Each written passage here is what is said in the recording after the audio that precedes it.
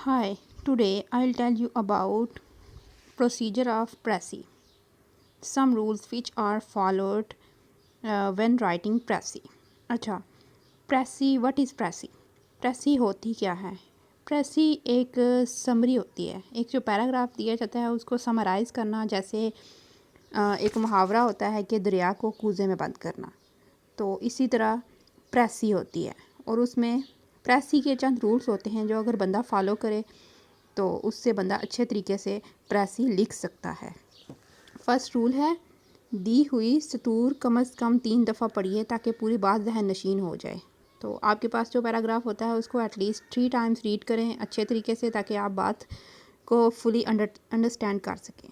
Next है next point, अहम ख्यालात के नीचे या तो लाइन लगा दें या अपने पर्चे जवाबात में किसी एक अलग जगह लिख लें। और प्रेसी करते हुए इक्तबास बोलते हैं जो रियल पैराग्राफ होता है, जो असली पैराग्राफ आपको दिया होता है, कि बजाय इन अहज़ किए हुए निकात को सामने रखिए कि आप साथ साथ जो लाइन आपको ना उनमें इम्पोर्टेंट लगती है वो आप उसको साथ साथ लिखते जाएं।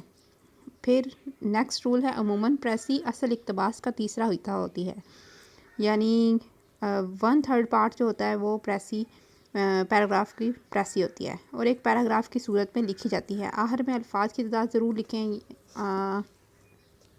आप वर्ड्स जैसे, मतलब अगर आपके पास एक पैराग्राफ है ना तो उसको 3 पार्ट्स में डिवाइड करें और उनमें 3 पार्ट्स में जो एक पार्ट होता है वो प्रेसी होती है। आप ख्यालात की तरतीब बदलना चाहें तो बदल सकते हैं मगर मफ़हूम तब्दील ना हो। अगर आप जो आइडियाज़ वहाँ पे दिए होते हैं वो आगे पीछे लिख सकते हैं, उससे कोई इतना डिफरेंस नहीं आता, बट उनका वो मतलब जो है वो तब्दील ना हो, माना चेंज ना हो। नेक्स्ट स्टेप, प्रेसी हमेशा इनडायरेक्ट फॉर्म और थर्ड पर्सन में लिखी जाती है, यानी आई वी यू इस्तेमाल ना करें। थर्ड पर्सन जैसे ही शी, क्योंकि आप किसी दूसरे के बारे में प्रेसी लिख रहे हैं ना, वो आपके अपने अल्फाज नहीं हैं, तो उसके लिए आप फर्स्ट और सेकंड पर्सन यूज़ नहीं कर सकते। अपनी तरफ से ख्यालात का इजाफा ना करें और ना ही कोई तबसरा करें। आपके पास जो पैराग्राफ दिया होता है टू द पॉइंट बात करें, और जो कुछ लिखा होता है प्रेसी समरी जो होती है वो असल में उनके मीनिंग्स होते हैं। नेक्स्ट है, कुछ अल्फाज और फ़िक्रात के मानी अगर आप समझ ना सकें तो उन्हें छोड़ दें और बाकी फ़िक्रात से दीगर ख्यालात समझने की कोशिश करें। कुछ अल्फाज आपको समझ नहीं आते तो आप उन्हें छोड़ सकते हैं। नेक्स्ट है, जहाँ तक हो सके प्रेसी अपने अल्फाज में लिखें, लेकिन असल पैरे के अच्छे अच्छे फ़िक्रे अपनी प्रेसी में शामिल कर सकते हैं।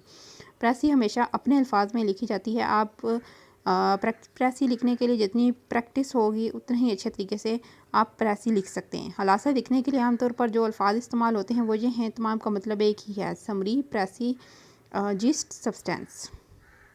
Thanks for watching my video.